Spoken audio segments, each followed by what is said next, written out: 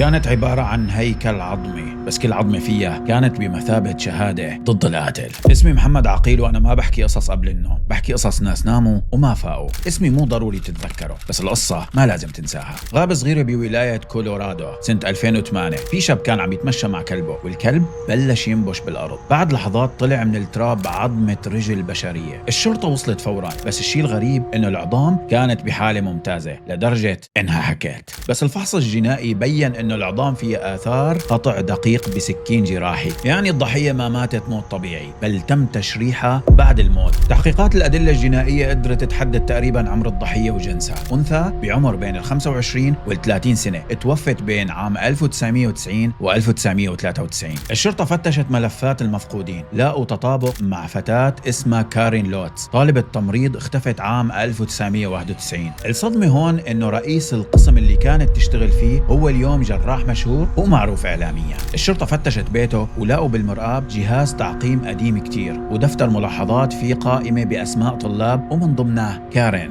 الشرطة طبعا اعتقلته، وبالتحقيقات اعترف إنه كان عم يجرب تقنيات التشريح النظيف على جثث حقيقية وخبى بقاياهم بغابات مختلفة. وبطلة حلقتنا كارين هي أول وحدة فضحته على الملأ بعد 17 سنة من تحلل جثتها. كالعادة صديقي، إذا عجبتك الحلقة لا تنساني من اللايك والكومنت والمشاركة.